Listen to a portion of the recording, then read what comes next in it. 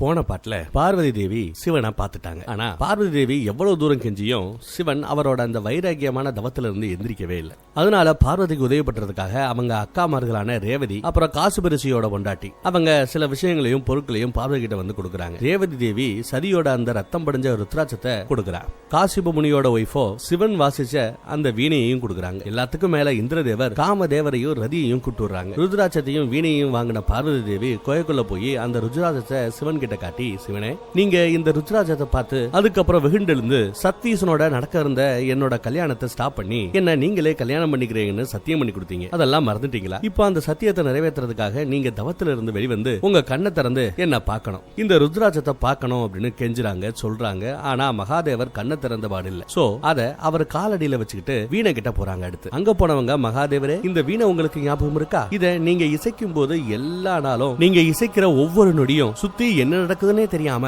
உங்ககிட்ட ஓடோடி வருவேன். அதே மாதிரி இன்னைக்கு நான் இந்த வீணையை மீட்டுவேனா நீங்க உங்களோட இந்த தவ கோலத்துல இருந்து வெளியில வரணும், வந்துதான் ஆகணும் அப்படின்னு சொல்லிட்டு கீழே உட்காந்து நடந்ததை எல்லாத்தையும் நினைச்சு பார்த்துட்டு அழுதுகிட்டே வீணையை இசைத்து கொண்டே இருக்கிறாங்க. ஒரு செகண்ட் கூட நிறுத்தாம தொடர்ந்து இசைச்சுக்கிட்டே இருக்காங்க. ஆனா சிவன் கண்ணை திறக்கவே மாட்டேங்கிறார். கடைசியில அந்த வீணையோட மென்மையான அந்த கயிறு அந்துதான் மிச்சம். அது அக்குற வரைக்கும் விடாம பாடி விடாம இசைச்சு கடைசியில இவங்க டயர்டாய் போனதுதான் மிச்சம். இப்படி முதல் 2 முயற்சியும் தோல்வியில முடிஞ்சிருச்சு. 3வது முயற்சியா களத்துல இறங்க போறது நம்ம காமதேவரோ ரதியும் தான். இந்திரலோகத்துல இந்திரன் காமதேவரை கூப்பிட்டு, காமதேவரே நீங்க தான் காதல், அழகு, சௌந்தரியம், காமம் இது எல்லாத்துக்குமே தேவர். நீங்களும் ரதி தேவியும் நிறைய தடவை எனக்காக ஞானிகள் முனிவர்களோட தவத்தை கலைச்சிருக்கீங்க, அவங்க தவத்தை உடைச்சிருக்கீங்க. ஆனா இந்த டைம் ஒரு கஷ்டமான வேலையை உங்களுக்கு நான் கொடுக்க போறேன்னு சொல்றாரு. அதுக்கு நம்ம காமதேவர், நீங்க ஆளை மட்டும் காட்டுங்க, யாரோட தியானத்தை வேணாலும் தவத்தை வேணாலும் நாங்க கலைச்சு விடுறோம் அப்படின்னு சிரிச்சுக்கிட்டே கேட்கிறாப்ல. அதுக்கு நம்ம இந்திரதேவர் சிவபெருமானோட தவத்தை தான் நீங்க கலைக்கணும்னு சொன்னதும் கேட்டு மிரண்டு போயிறாரு காமதேவர். பயந்து போறாப்ல. 2 பேரும் முறைச்சி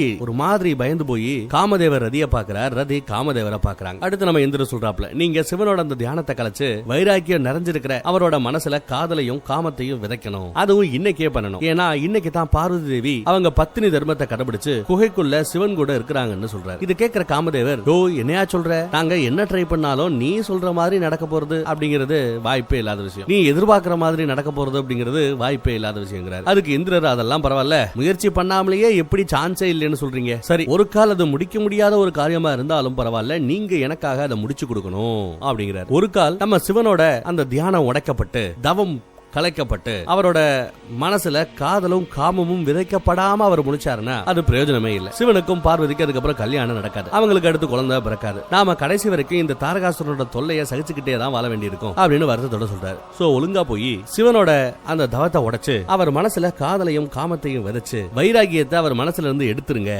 அதுக்கான வழி என்னன்னு பாருங்கன்னு சொல்றாரு. காமதேவரோ சிவனோட அந்த தவத்தை உடைச்சா என்ன ஆகும்னு புரிஞ்சவர், எனக்கு கொஞ்சம் டைம் கொடுங்க நான் யோசிச்சு சொல்றேன்னு சொல்றாரு. அதை கேட்கிற இந்திரதேவரோ, டைம் எல்லாம் கொடுத்தா இவன் போக மாட்டான்னு நினைச்சவரு, டைம் எல்லாம் இல்ல கொடுக்கலாம் முடியாது, ஒழுங்கா போய் ஆகிற வேலையை பாரு போ அப்படின்னு காமதேவர் கிட்ட கொஞ்சம் கட்டா சொல்லி அனுப்பி விட்டுறாப்ல. அடுத்த சீன்ல பார்த்தா நம்ம பார்வதி தேவி இப்படி ருத்ராட்சத்தை கொடுத்தும் வீணையை வாசிச்சும் சிவனை அவரோட தவத்துல இருந்து வெளியில கொண்டு வர முடியல, எந்திரிக்க வைக்க முடியல. அதை நினைச்ச அழுதுகிட்டே கோக்குள்ள இருந்து அவங்க வெளியில வராங்க. அப்ப காசிபரினூரோட பொண்டாட்டி ரேவதி தேவி அவங்க 2 பேரும் அங்க வந்துடுறாங்க. நீ அழுகிறத பார்த்தாலே தெரியுது இன்னும் அந்த சிவன் தியானத்துல இருந்து எந்திரிக்கலன்னு, நாங்க கொடுத்த எதுவுமே ஒர்க் அவுட் ஆகலங்கிறதையும் புரியுது அப்படின்னு சொல்லி வருத்தப்படுறாங்க. அப்போ நம்ம பார்வதி தேவி, என்னால இந்த துக்கத்தை இனிமேலையும் தாங்க முடியல அப்படின்னு சொல்லி அழுறாங்க. அங்க நம்ம ரேவதி அக்கா சொல்றாங்க, உன்னோட துக்கத்தை இந்த மாதிரி கண்ணீரா வெளியில விடாத, வேஸ்ட் பண்ணாத, ஏன்னா உன்னோட இந்த துக்கம் துயரம் இதுதான் உன்னோட பெரிய ஆயுதம், அப்படியே அந்த துக்கத்தை மனசுல வச்சுட்டு முழுசா முயற்சி செய்யணும், மறந்துடாத, நீ ஒரு பொண்ணு நினைச்சா முயற்சி பண்ணா அவளால முடியாத காரியம்னு ஒன்று கிடையாதுன்னு சொல்றாரு. அப்புறம் நீ என்ன இவ்வளவு கம்மியா அலங்காரம் செஞ்சிருக்க, ஒழுங்கா முழுசா அலங்காரம் பண்ணிட்டு நீ சிவன் முன்னாடி போய் நிக்கணும், அப்படி நின்னா அந்த சிவன் போன ஜென்மத்துல உன்னை கல்யாணம் பண்ணும் போது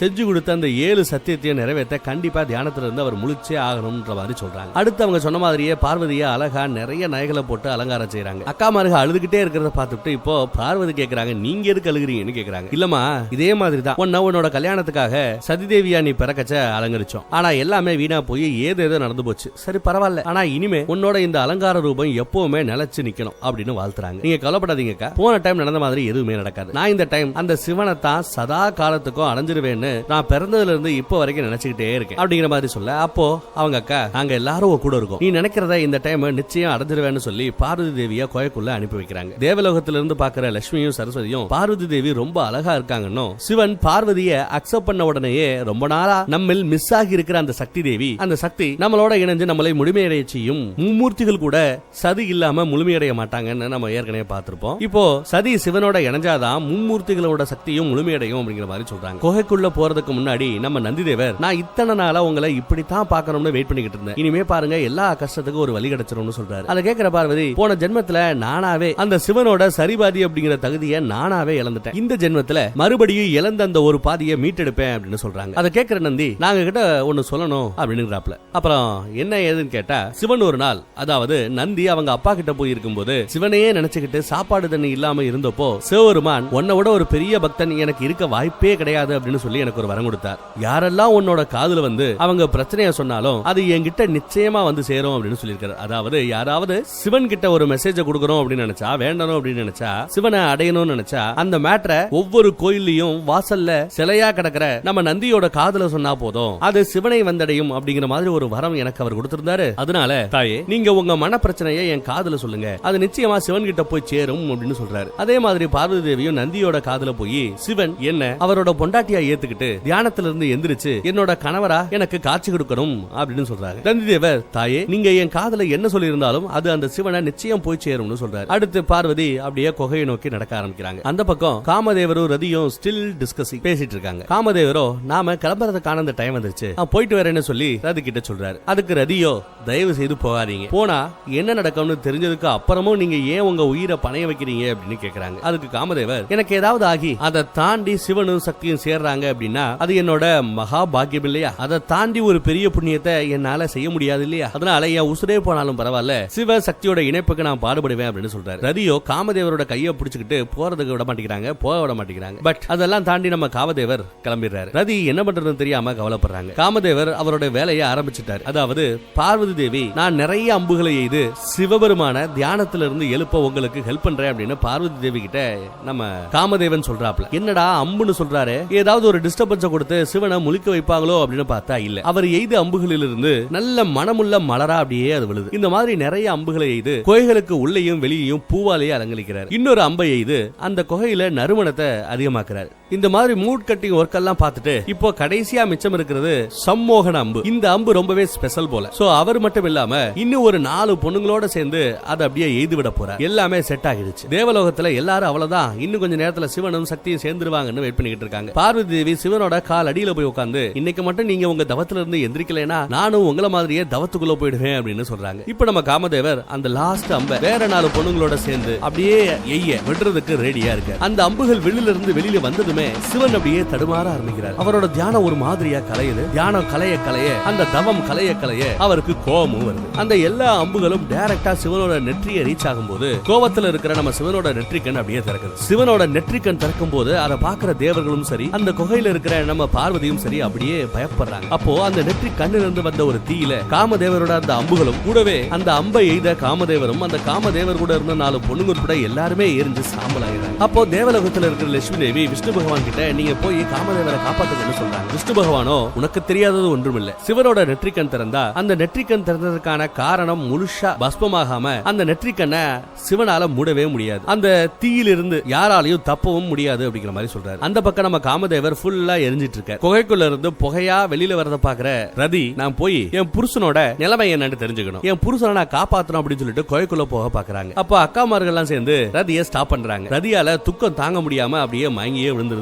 குகைக்குள்ள நம்ம காமதேவன் இன்னும் எரிஞ்சுக்கிட்டு தான் இருக்கான். ஃபுல்லா எரிஞ்சு சாம்பல் தான் மிச்சம். முழுசா எரிஞ்சு முடிஞ்ச பிறகுதான் சிவனோட நெற்றிக்கண் க்ளோஸ் ஆகி அவரோட நார்மலான அந்த 2 கண்கள் திறக்குது. இப்பதான் தியானத்துல இருந்து தன்னை எழுப்பியவர்களை முழுச்சாக முற்றும் முதலுமாக எரித்து விட்டு எந்திருக்கிறார். இதெல்லாம் பாக்குற பார்வதி தேவி, ஆத்தாடி, இப்படி சிவன கோவத்தின் உச்சியில அவரோட ருத்ர ரூபத்தை பாப்பேன்னு அவர் எதிர்பார்க்கவே இல்லை மனசுக்குள்ள நினைச்சுக்கிறாங்க. அதுவும் இப்படி ஒரு பேரழிவு ஏற்படும் அப்படிங்கிற மாதிரி பார்வதி சுத்தமா எதிர்பார்க்கவே இல்லை. சிவன் தியான பீடத்திலிருந்து எந்திரிச்சு வெளியில இருக்கிற அவர் சூலத்தை மனசுல நினைக்கிறார். அது அப்படியே அங்க இருந்து ஸ்வங்கின்னு இந்த பக்கம் வந்து அவர் கைக்கு வந்து சேருது. தியானம் தவம் ஒரு வழியா கலைஞ்சிருச்சு. கலைச்சவங்களையும் எரிசாச்சுன்னு அவர் பாட்டுக்கு நடைய கட்டி குகையை விட்டு வெளியில போக நடைய கட்டுறார். அப்பதான் நம்ம பார்வதி சுவாமி அப்படின்னு கூப்பிடுறாங்க. என்ன நீங்க இங்க தனியா விட்டு எங்க போறீங்க? உங்களை இந்த தவத்துல இருந்து வெளியில கொண்டு வரதுக்காக நாங்க எவ்வளவு கஷ்டப்பட்டோம்னு உங்களுக்கு தெரியாதுன்னு சொல்றாங்க. சிவன் அதுக்கப்புறம் தான் பார்வதிய எதுக்கு இருந்த பொண்ண மேலையும் கீழையும் பாக்குறாரு. அப்படி எதுக்கு என்ன பாக்குறீங்க அப்படின்னு இந்த அம்மா கேக்குது. சரி, ஒருவேளை சிவனுக்கு பார்வதி தான் சதி அப்படிங்கிற அந்த உண்மையெல்லாம் விளங்கிடுச்சோ தெரிஞ்சிருச்சோ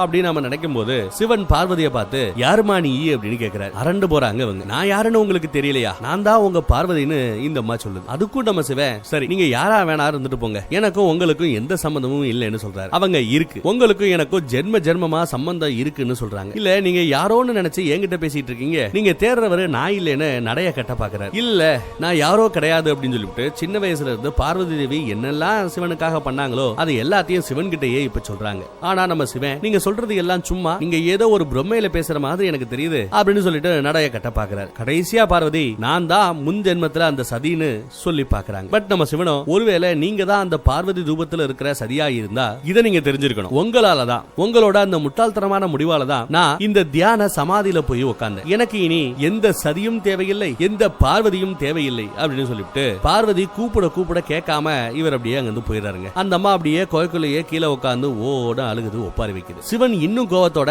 அந்த குகையை விட்டு இப்ப வெளியில வர. அப்போ சிவனோட மூச்சு காத்து பட்ட உடனேயே நந்திதேவர் கற்சிலையா இருக்கிறவரு மறுபடியும் பழைய நிலைமைக்கு மாறிறார். நந்திதேவர் அவரோட ஒரிஜினல் நிலைமைக்கு மாறினதுக்கு அப்புறம் வந்த உடனே கேக்குறாப்ல, சிவா பார்வதியை தனியா விட்டு நீங்க எங்க போறீங்கன்னு கேக்குறாரு. அதுக்கு அந்த நம்ம சிவன் நீ எந்த தேவியை பத்தி பேசுறியோ அந்த தேவி யாருன்னே எனக்கு தெரியாதுன்னு சொல்றாரு. ஆண்டவா என்ன ஆண்டவா இப்படி சொல்லிட்டீங்க? என்னோட அம்மா திரும்பி வந்துட்டாங்க, அவங்களையும் கூப்பிட்டுட்டு நாம கைலாயத்துக்கு போகலாம் அப்படின்னு சொல்றாரு. உங்களுக்கு தெரியுமா என் தாய் நீங்க கண்ணை திறக்காம இருந்தப்போ உங்களை எழுப்புறதுக்காக எவ்வளவு கஷ்டப்பட்டாங்கன்னு உங்களுக்கு தெரியுமா? அவங்க தான் என் தாய், என்ன பெக்காத தாய் அப்படிங்கிற மாதிரி நந்திதேவர் எடுத்து சொல்றாரு. அவங்களையும் கூப்பிடுங்க போலாம்னு சொல்றாரு. சிவன் நந்தி அப்படின்னு கோவத்துல கொப்பளிக்க அவ ஒண்ணு உன்னோட அம்மா இல்ல அப்படின்னு கத்த, அப்பையும் நந்தி விட மாட்டேங்கிறாரு. பார்வதி எவ்வளவு கஷ்டப்பட்டு இந்த இடத்துக்கு வந்திருக்காங்க தெரியுமா, அவங்கள ஏத்துக்கங்கன்னு சொல்றாரு. ஆனா அப்படி ஒண்ணு நடக்கவே நடக்காதுன்னு அந்த பக்கம் நம்ம சிவன் அப்படியே கட்டன் ரைட்டா நிக்கிறாரு. அடுத்து பார்த்தா நம்ம ரதி தேவி மயக்கத்துல இருந்து இப்ப கண்ணமுழிக்கிறாங்க. ஐயோ என் புருஷனோட உயிர் ஆபத்துல இருக்கே அப்படின்னு சொல்லி குகைக்குள்ள போறாங்க. குகைக்குள்ள போய் சுவாமி சுவாமி அப்படின்னு கூட்டு பாக்குறாங்க. ஆனா குகைக்குள்ள நம்ம பார்வதி தேவி மட்டும்தான் அந்த தியான பீடத்துக்கு கீழே உட்கார்ந்து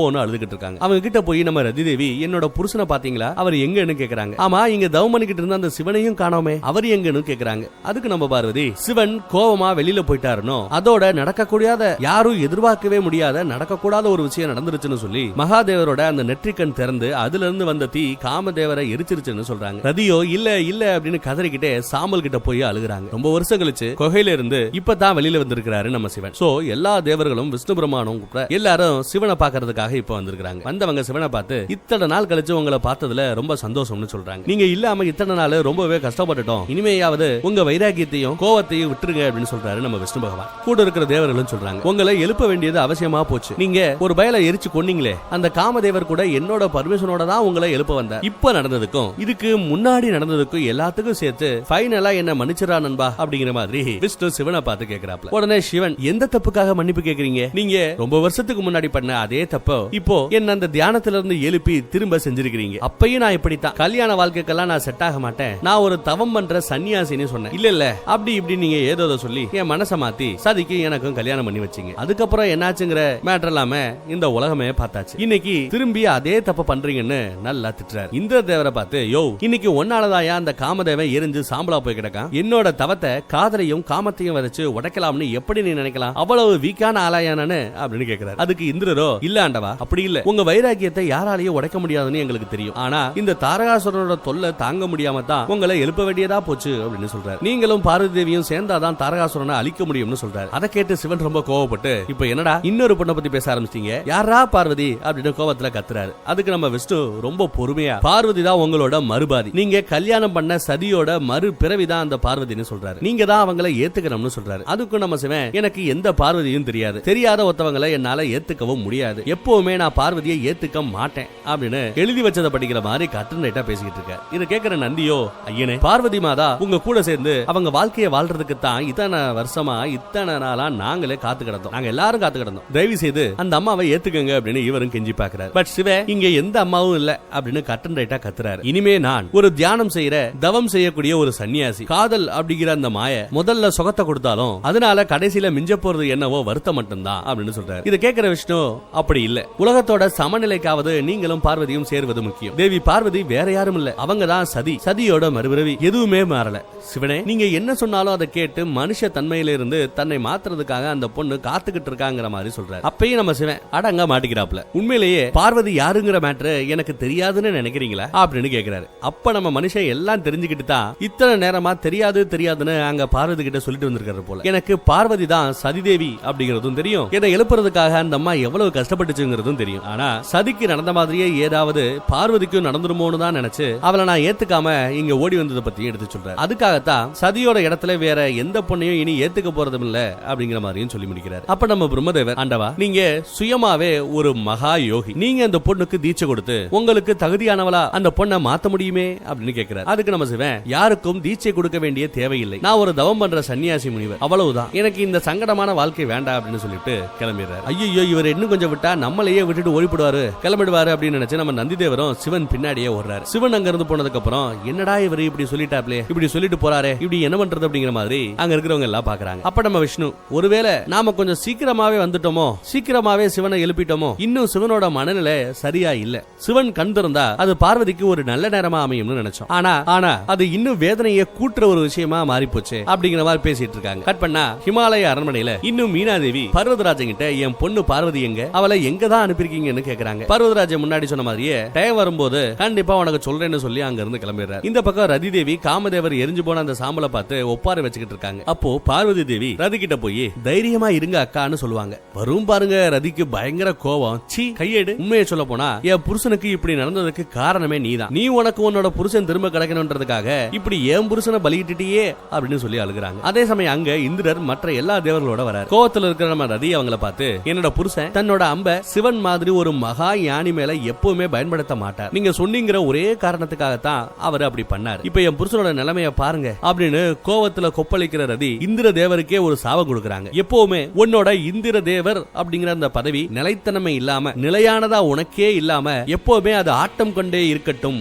எப்படி? எப்பவுமே இந்திர தேவன் அப்படிங்கிற அந்த பதவி ஆட்டம் கண்டு கொண்டே இருக்கட்டும்னு சொல்லி சபிச்சிடறாங்க. ஏன்னா இந்த பதவியை வச்சுதான் இந்த ஆளு உத்தரவுப்பட்டார், அதனால அந்த பதவியே நிலைத்தன்மை இல்லாமல் போகட்டும் அப்படின்னு சொல்லிடுறாங்க. அடுத்து பார்வதி தேவியை பார்த்து, இன்னைக்கு நடந்ததுக்கு நீயும் ஒரு காரணம், என்ன நீ இப்போ அம்மா ஆக விடாம பண்ணிட்ட, ஏன்னா என் புருஷனை கொன்னுட்ட, அதனால உனக்கு எப்பவுமே அம்மா அப்படிங்கிற அந்த பாக்கியம் கிடைக்கவே கிடைக்காது அப்படின்னு சொல்லி நீ ஒரு மலடாக கடவாய் அப்படின்னு சபிச்சிடறாங்க.